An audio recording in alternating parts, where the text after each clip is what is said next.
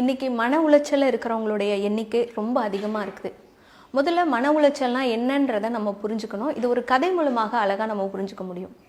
ஒரு முதலாளி காலையில் 5 மணிக்கு அவருக்கு வெளிநாட்டுக்கு ஃப்ளைட்டு, 3 மணிக்கெல்லாம் வீட்டிலேருந்து கிளம்பி ஆகணும். அப்போ டிரைவரை கூப்பிட்டு சொல்கிறாரு, நீ 3 மணிக்கெலாம் இருக்கணும்ப்பா, இந்த ஃப்ளைட்டை நான் மிஸ் பண்ணிட்டேன்னா என்னுடைய லைஃபே போச்சு. ஸோ மறந்துடாத, 3 மணிக்கு நம்ம வீட்டிலேருந்து கிளம்பணும். ஒன்று நீ இங்கேயே படுத்துக்கோ, என்னை இறக்கி விட்டுட்டு வீட்டுக்கு போ, ஆனால் வீட்டுக்கு போயிட்டு லேட்டாக மட்டும் வந்துடாத அப்படின்னு சொல்லியிருக்காரு. டிரைவர் சொன்னாரா, இல்லையா எங்கள் வீடு நடந்து போகிற தூரம் தானே, நான் கட்டாயமாக நான் 3 மணிக்கு வந்துடுறேன் அப்படின்னு சொல்லிட்டு போயிருக்காரு. யாருடைய கெட்ட நேரமோ நல்ல நேரமோ தெரில, டிரைவர் கொஞ்சம் அதிக நேரம் தூங்கிட்டாரு. 3 மணிக்கு வர வேண்டியவர் 3:30 மணிக்கு வந்திருக்காரு. முதலாளி ரொம்ப கோபமாயிட்டார். எத்தனை தடவை படித்து சொன்னேன் 3 மணிக்கு இருக்கணும்னு, என்னடா 3:30 மணிக்கு வந்திருக்கே, அந்த ஃப்ளைட்டை நான் மிஸ் பண்ணேன்னா என் லைஃபே போச்சு, அவ்வளோதான் அப்படின்னு சொல்லி ரொம்ப டென்ஷன் ஆகிட்டார். இப்போ டிரைவர் சொன்னாரா, இல்லையா நான் எப்படியாவது உங்களை நான் ஏர்போர்ட்டில் ட்ராப் பண்ணி விட்டுறேன், நீங்கள் அந்த ஃப்ளைட்டை மிஸ் பண்ண மாட்டீங்க அப்படின்லாம் சொல்லியிருக்கான். சரி ஓகேன்னு கார் எடுத்துகிட்டு இவங்க கிளம்பிட்டாங்க. போகிற வழியில் காரு பஞ்சர் ஆகி நின்றுச்சு. ஏற்கனவே கோபமாக இருந்தவர், கார் வேற பஞ்சர் ஆகிடுச்சு. பயங்கரமாக கத்த ஆரம்பிச்சிட்டார். எனக்கு எதுவுமே உபயோகமாக இல்லை, இந்த ஃப்ளைட்டை மிஸ் பண்ணால் என் லைஃப் போச்சு, டிரைவர் சீக்கிரம் வேணா லேட்டாக வர, இந்த காரு இந்த டைமுக்கு இப்படி பண்ணுதே அப்படின்னு சொல்லிட்டு புலம்பிகிட்டே இருந்திருக்காரு. அந்த வழியில் ஒருத்தர் பைக்கில் போயிருக்காரு. இவரை பார்த்துட்டு வண்டியை நிறுத்தி கேட்டிருக்காரு, ஐயா என்னங்கய்யா ஆச்சு, என்ன பிரச்சனைன்னு.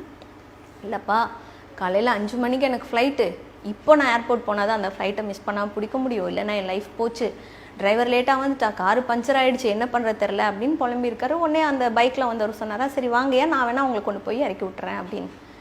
இவரால் சந்தோஷம் தாங்க முடியல. அப்பா கடவுள் மாதிரி நீ எனக்கு உதவி பண்ணியிருக்கப்பா, ரொம்ப நன்றி அப்படின்னு சொல்லிட்டு அவர் டிரைவரை திட்டிட்டு அந்த பைக்கில் ஏறி ஏர்போர்ட் போயிட்டார்.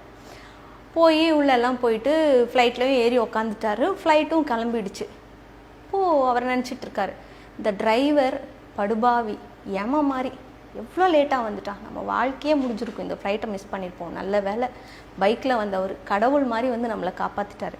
இந்த காரு என்றைக்குமே நமக்கு உபயோகமாக இருந்ததில்லை, ஊருக்கு வந்தோன்னா முதல் வேலையை அந்த காரை விற்றுறணும். இப்படியெல்லாம் அவர் யோசிச்சுக்கிட்டே அவர் பயணம் பண்ணிகிட்டு இருக்கும்போது திடீர்னு பைலட் ஒரு அனௌன்ஸ் பண்ணுறாரு, மன்னிக்கணும், நம்மளுடைய விமானத்தில் என்ஜின் கோளாறுனால இன்னும் கொஞ்சம் நேரத்தில் விமானம் வெடித்து சிதற போகுது, முடிஞ்ச அளவு தரையிறக்க ட்ரை பண்ணிட்டோம், இதுக்கு மேலே எங்களால் முடியல அப்படின்னு சொல்லியிருக்காரு. இப்போது அந்த முதலாளிக்கு உலகமே தலைகீழாக மாறிடுச்சு.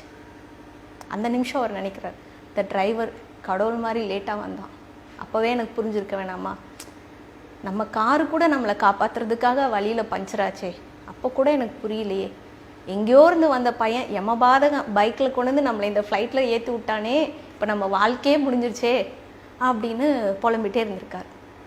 இப்படி தான் நம்ம வாழ்க்கையில் ஒரு விஷயம் நடந்தால் நல்லது அப்படின்னு நினச்சி நம்ம பல திட்டங்கள் போடுறோம். ஆனால் ஏதோ ஒரு சில தடங்கள் வரும்போது அதை பற்றி ரொம்ப நம்ம யோசித்து மன உளைச்சலுக்கு ஆளாயிடுறோம். இப்போ புரியுதா மன உளைச்சல்னா என்ன அப்படின்னு? நம்ம நினச்ச மாதிரி ஒரு விஷயம் நடக்காத போது நம்மளுடைய எண்ணங்களுடைய அளவு அதிகமாகுதே, அதுதான் மன உளைச்சல். அப்துல் கலாம் ஐயா பைலட் ஆகணும் அப்படின்னு சின்ன வயசுலேருந்து படித்தார். அவருடைய முதல் இன்டர்வியூவில் அவரால் பைலட் ஆகிறதுக்கான அந்த இன்டர்வியூ அட்டன் பண்ணியும் ஜெயிக்க முடியல. ரொம்ப மன உளைச்சலாகி நடந்து வந்துட்டு இருக்கும்போது ஒரு குருவை சந்திச்சார் அவர். அந்த குரு அப்துல் கலாம் ஐயாட்ட சொன்னாராம், ரொம்ப கவலையாக இருக்கேப்பா, என்ன விஷயம்? இந்த மாதிரி நான் பைலட் ஆகணும்னு தான் ரொம்ப கஷ்டப்பட்டு படித்தேன், ஆனால் இன்டர்வியூவில் நான் தோத்துட்டேன் அப்படின்போது அந்த குரு சொன்னாராம், உன்னுடைய வாழ்க்கையில் என்னவா வரணும்னு நீ திட்டம் போட்டிருக்கையோ அது மாதிரி உனக்கு நடக்கலைன்னா இந்த வாழ்க்கை உன்னை வைத்து மிகப்பெரிய ஒரு நல்ல திட்டத்தை போட்டுக்கிட்டு இருக்க அப்படின்னு அர்த்தம், இதை நீ புரிஞ்சுக்கோ அப்படின்னு சொன்னாராம். அப்துல் கலாம் ஐயா கடைசி வரைக்கும் ஒவ்வொரு மேடையிலையுமே இந்த விஷயத்த இளைஞர்களுக்கு உதாரணமாக சொல்லாமல் விடவே மாட்டார். முதல்ல நம்ம எண்ணம்னா என்னன்றதை நம்ம புரிஞ்சுக்கணும். அதுதான் நம்மளுடைய மன உளைச்சலுக்கு முக்கிய காரணமாக இருக்குது.